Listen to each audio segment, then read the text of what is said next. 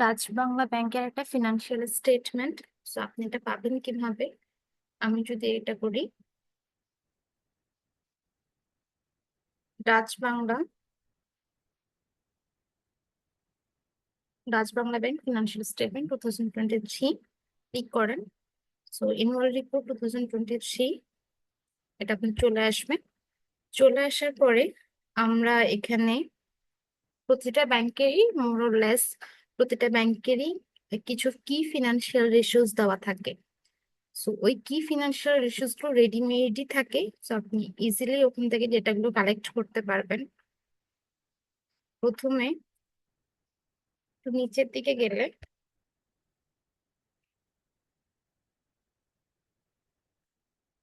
এখানে দেখেন financial highlights আছে, এন্ড এখানে কি financial information and ratio last 5 years দেওয়া আছে।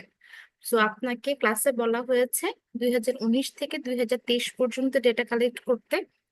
সো আপনার এখানে একসাথে আপনি সবগুলো রেশিও পাবেন আশা করি। সো আমরা একটু দেখি যে আমরা ক্লাসে বলছিলাম যে আমার ক্যাপিটাল এডিকুয়েসি রেশিও দরকার। ক্যাপিটাল এডিকুয়েসি রেশিও হচ্ছে যে total capital to risk weighted assets ratio. এটাই capital adequacy ratio. Total capital to risk weighted assets ratio, এটাই ক্যাপিটাল এডিকুয়েসি রেশিও। যেখানে 16.2% দেওয়া আছে। আপনি যখন এক্সেলে উঠাবেন তখন আপনি ডেসিমালে কনভার্ট করবেন। সো ডেসিমালে কনভার্ট করলে এটা হবে 0.162, আবার 15.6% 0.156। সো এইভাবে আপনি উঠাবেন। আর একটা জিনিস আপনাকে খেয়াল রাখতে হবে যে কোন ইয়ারেরটা আপনি নিচ্ছেন। এখানে কিন্তু 19 থেকে 23 যায় নাই, 23 দিয়েছে, 22 দিয়েছে, 21 দিয়েছে। তো আপনি যখন ডেটাগুলো সর্ট আউট করবেন, ডেটাগুলো সাজাবেন, তখন ইয়ারের দিকে খেয়াল রাখবেন। তারপরে আপনি আসেন যে আমাদের রিটার্ন অন ইকুইটি দরকার। Here is written on equity. Return on assets দরকার, রিটার্ন অন অ্যাসেট আছে এখানে। আমাদের আরো কিছু ইনফরমেশন দরকার ছিল, লোন ডিপোজিট রেশিও দরকার ছিল, এখানে আছে। সো আমরা একটু গিয়ে দেখি, অ্যাকচুয়ালি আমরা একটা এক্সেল শিটে দেখি যে আমাদের কি কি ইনফরমেশন দরকার। তারপর আমরা এখান থেকে ওখানে ট্রান্সফার করব।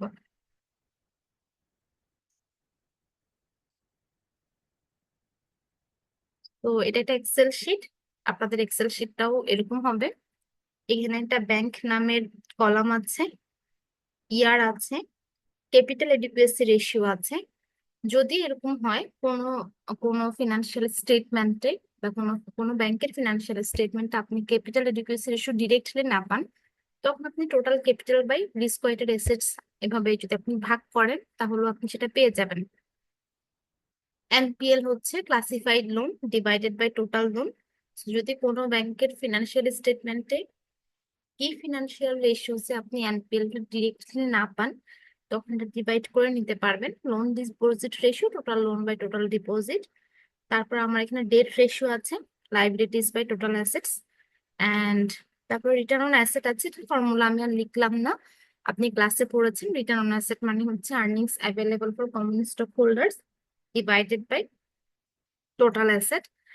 আর এখানে রিটার্ন অন ইকুইটি পড়ছিলেন যে earnings available for common stock holders divided by equity. So আপনি আপনার মতো করে যদি আপনি ডিরেক্টলি পান ডিরেক্টলি বসাতে পারবেন, আর ডিরেক্টলি না পেলে তখন আপনি ব্যাংকের ব্যালেন্স শিট থেকে এবং ইনকাম স্টেটমেন্ট থেকে ইনফরমেশন গুলো পাবেন, ডিভাইড করে এখানে বসাবেন। একটা জিনিস খেয়াল রাখবেন, এখানে আমরা সবগুলো রেশিও ডেসিমাল আকারে বসাচ্ছি।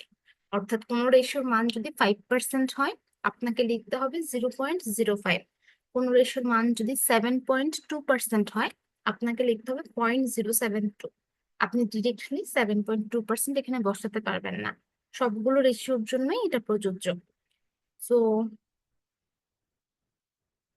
সো প্রথমত আমরা ডাচ বাংলা ব্যাংক লিখবো এখানে।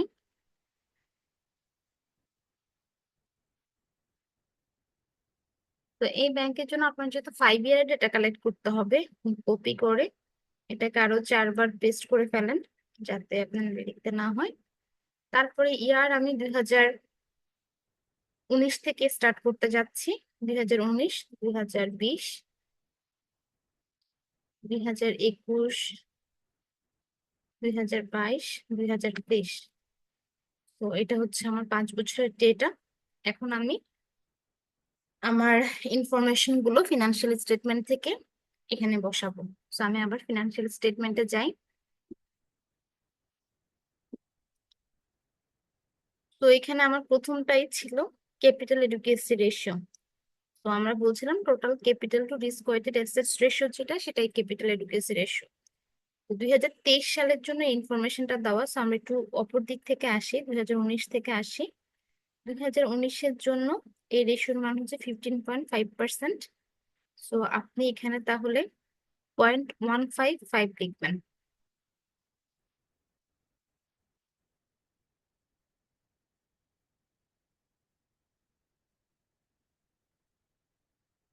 দেন 2020-এর জন্য দেওয়া আছে 17.2%।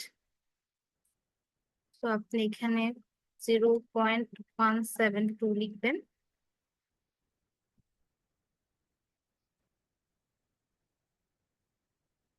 2021-এর জন্য 16.4 আছে। তো আপনি 0.164 লিখেন। এভাবে আপনি বাকিগুলো লিখে যাবেন। এখন আসেন এনপিএল রেশিওতে। এনপিএল রেশিওতে যদি তাকাই, এনপিএল রেশিওতে আপনার এখানে এনপিএল রেশিও কোনটা? আপনার এখানে এনপিএল রেশিও হচ্ছে classified loans to total loans, এটা হচ্ছে NPL ratio. Non performing loan এবং ক্লাসিফাইড লোন অলমোস্ট সিনোনিমাস। এই লোনটা বলতে এরকম লোনকে বোঝায় যেগুলো আর ফেরত পাওয়ার সম্ভাবনা খুব বেশি নাই। সো আপনার এখানে 2023 সালের জন্য 4.1% আছে, তারপরে 22 সালের জন্য 4.3%, আর 19 সালের জন্য 4.4%। তো আমি আগেই বলছিলাম আমরা ডেসিমালে কনভার্ট করে নিব। তার মানে 19 সালে আপনার এনপিএল রেশিও হচ্ছে 0.044। তো এক্সেলে যাই। তো আমি এখানে লিখবো 0.44। এভাবে আপনি বাকিগুলো লিখবেন।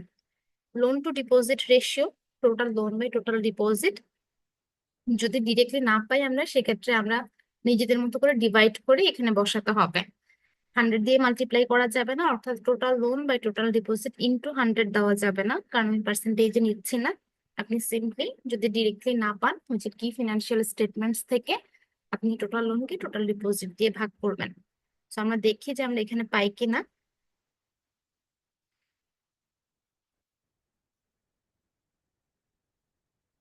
এখানে দেখেন লোন ডিপোজিট রেশিও দেওয়া আছে। তো 2019 সালে ছিল 73.9%। আমাকে লিখতে হবে 0.739। তো 0.739 লিখি। 2.739।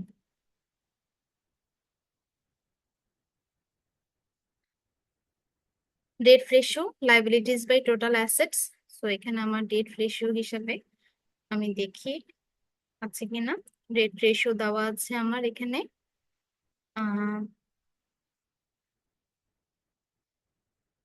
এখানে আমরা ডেট রেশিও পাচ্ছি না।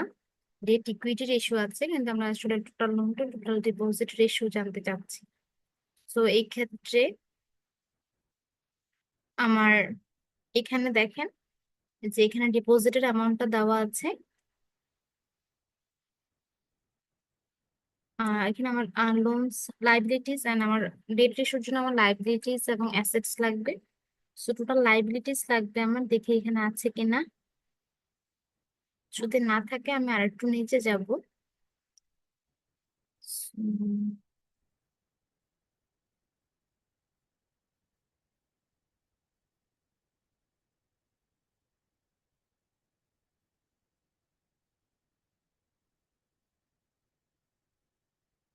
যেহেতু আমি এখানে পাচ্ছি না, বা হয়তো এখানে আছে আমার চোখে পড়ছে না এখন, সো আমি একটা ব্যালেন্স শিটে যাব। আমার লাইবিলিটিস এবং অ্যাসেটস জানার জন্য আমার কাছে ব্যালেন্স শিট আছে। সো আমি ব্যালেন্স শিটে যাব। ব্যালেন্স শিটে গেলে আমি সেটা পেয়ে যাব।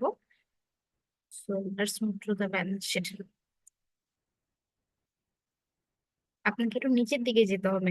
নিচের দিকে গেলে আমরা ব্যালেন্স শিট পাবো।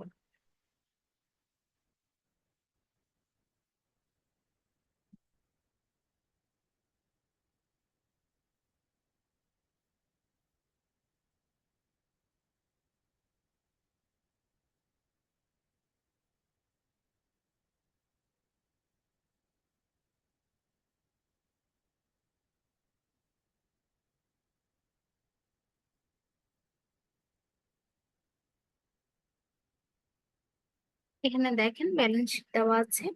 ইউজুয়ালি একটু নিচের দিকে থাকে ব্যালেন্স শিট গুলো। এখানে আমার প্রপার্টি এন্ড অ্যাসেটস আছে, সো আমার লাগবে অ্যাকচুয়ালি টোটাল লাইবিলিটিস। আমি টোটাল লাইবিলিটিস এ যাই। এখানে 2023 সাল এবং 2022 সালের জন্য আছে। তো সেই ক্ষেত্রে আপনাকে তখন আপনার যেহেতু 2021 সাল নাই, 2020 সাল নাই, তার মানে আপনাকে 2021 সালের ফিনান্সিয়াল স্টেটমেন্টটা আবার নামাতে হবে। ওখানে আপনি 21-20-এর জন্য পাবেন। অ্যান্ড তারপর আপনি যদি 2019-এরটা নামেন, আপনি 19-এরটাও পাবেন। আমার বেসিক্যালি 19 পর্যন্ত দরকার। সো এখানে আমি এখন 2023 সালেরটাই আমি একটু করে দেখাই।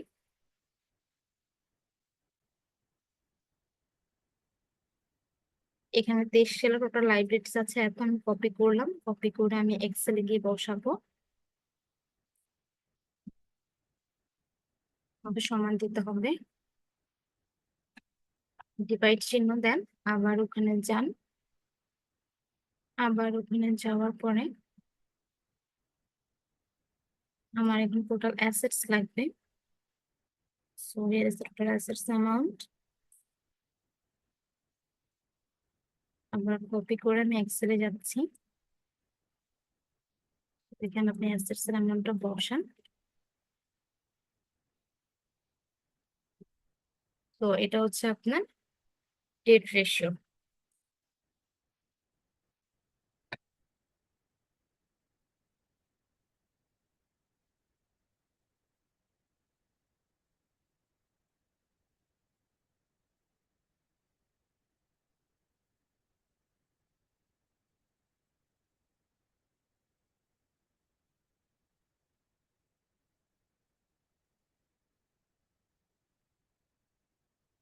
তো দুই রকমের রেশিও হয় ডেট রেশিওর। একটা হচ্ছে ডেট টু ইকুইটি রেশিও হয়, যেখানে আপনি টোটাল লাইবিলিটিস কে টোটাল ইকুইটি দিয়ে ভাগ করেন, অথবা ডিফারেন্ট টাইপের লাইবিলিটিস এর মিক্সড কে ইকুইটি দিয়ে ভাগ করেন। বাট আমরা এখানে অ্যাকচুয়ালি জানতে চাচ্ছি আমার অ্যাসেটস এর কতটুকু আমি লাইবিলিটিস দ্বারা আমার কাভার্ড করা, সেটা আমি এখানে জানতে চাচ্ছি। তাই এখানে আমি total liabilities by total assets দিয়েছি।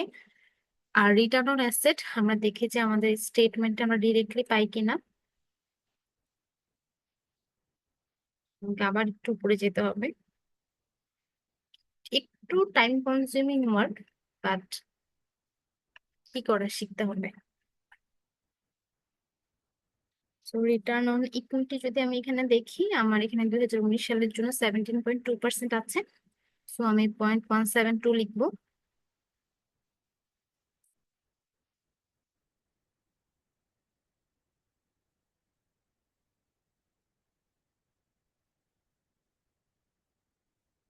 রিটার্ন অন ইকুইটি 19 সালের জন্য 0.172। আর রিটার্ন অন অ্যাসেটস ছিল আমার 19 সালের জন্য 1.2%। সো আপনি 0.012 লিখতে হবে। 0.012। সো আমার ইনফরমেশন গুলো কালেক্ট করা হলো। এখন ধরেন আপনার এরপরের ব্যাংকটা, ফর এক্সাম্পল আমি ধরলাম ইবিএল। তো আপনি ইবিএল কে, তাহলে আমি এখানে আমার 5টা ঘর লাগবে ইবিএল এ। তো আমি 5টা ঘর পর্যন্ত ইবিএল কে নিলাম। তারপর আপনি তো ইয়ার গুলোকে এখানে জাস্ট কপি করে বসাতে পারছেন। বসানো হলো, এরপর আপনি বাকি ইনফরমেশন গুলো আবার এখানে একটা একটা করে দিতে থাকবেন। এটাই হচ্ছে আপনার কাজ। এটুকু করার পরে আপনাদেরকে আমি নেক্সট কোন একটা ভিডিওতে আমি আপনাদেরকে কিভাবে রিগ্রেশনটা রান করাতে হয় সেটা দেখাবো। এখানে আপনার অ্যাকচুয়ালি হাতে কলমে কাজ যেটুকু, বা আপনি যদি ডিরেক্টলি কোনো কিছু না পান, এখানেই ক্যালকুলেট করতে হবে। রিগ্রেশনের সময় অটোমেটিকলি এক্সেল আমাদেরকে সেটা করে দিবে। তো আজকে এটুকু পর্যন্তই। কোনো প্রবলেম হলে আমাকে জানাবেন।